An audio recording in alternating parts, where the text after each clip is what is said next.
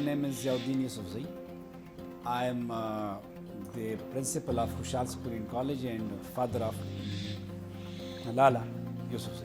Really, I am very happy being a father, being a teacher of my daughter, because I think it's a great honor for me that I am the father of a child who is just 14 years old, and she has been nominated for the International Children Peace Prize, and she is one of the five.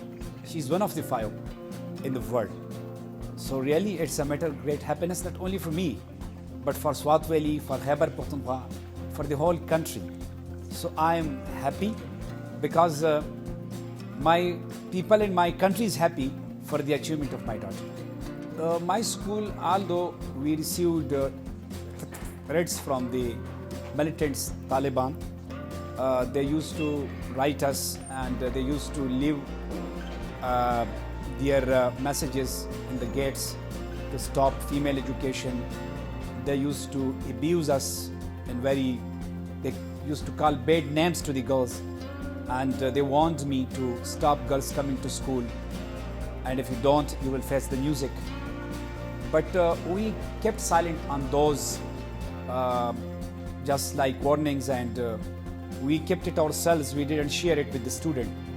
But when in at the end of 2008, when one of the militant leader, he declared on his FM that no girl will go to school after 15th of January 2009. So that announcement and that that was heard by everyone in Sawat, and then the parents were not sending their kids to the school.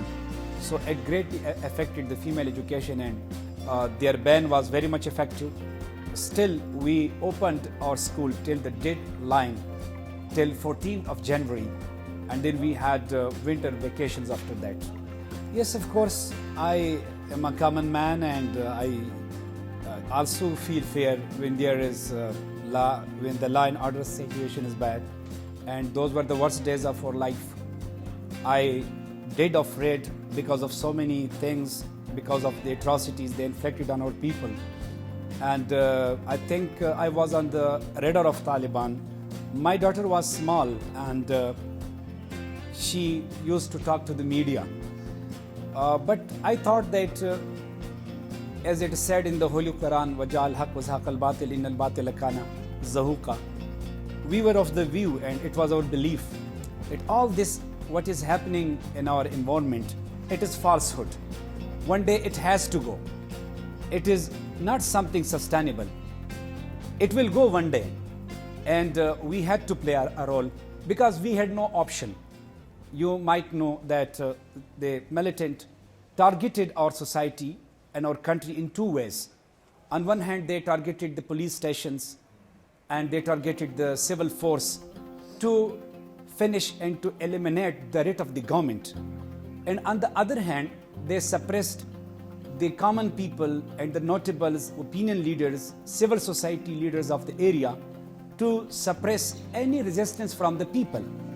So in the days when all our political leaders, opinion leaders, they had to leave this area just to save their lives. In those days, I think it was the call of circumstances that we had to do something, and we used the media as a tool, and I think we conveyed our message. Words has meaning, and words are very powerful. We conveyed our message to the entire world, to this country, and we exposed what was happening over here. And I think that I did got afraid in some days, but I never let fear to overcome my commitment and my mission. I think fear had never been a hindrance in the way of our mission. And while I was not alone, there were some other people as well. Some had just armed conflict with the militants. Some spoke against them. Malala Yousafzai came on the international scenario, national scenario, because she was recognized by the kids' rights, by the Dutch government, and internationally. Then our government paid her attention. But there are so many people, I think they deserve national awards, they deserve recognition, because they somehow, one way or the other, they fought against the ideology of Talibanization and the militancy in this valley of Swat.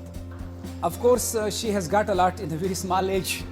I pray for her, and if she is one of the nominees for the International Children's Peace Prize, and the Prime Minister of Pakistan has announced a National Peace Award for her, and it will be started from her, and she made a history in this regard. I think her role has a great impact nationally, because if a reward has been issued after her performance, so I think it will make history. So this is, I think, a great achievement. But I think that now her target may be again International Children's Peace Prize. Her target may be Nobel Prize. But I maybe, because she now, when in the days when we were striving, the people like us, when they were striving, they were struggling for the restoration of peace in Swat, we never thought of these awards, rewards and prizes. We only prayed to God. I used to recite Ayatul Kursi and some other surahs of the Holy Quran. I did not have any pistol, any gun, any sharp long knife in my home, by God.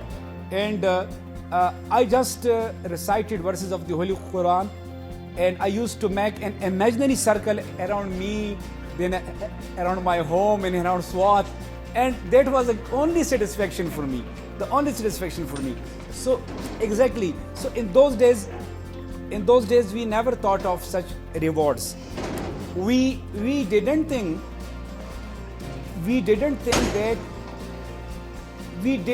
that our heads will have crown one day, as my daughter head has. We thought of our heads that let they be safe. And we were also prepared that if even we never longed or wished for it that we must be martyred. This is not what the aim. Martyrdom was not the aim.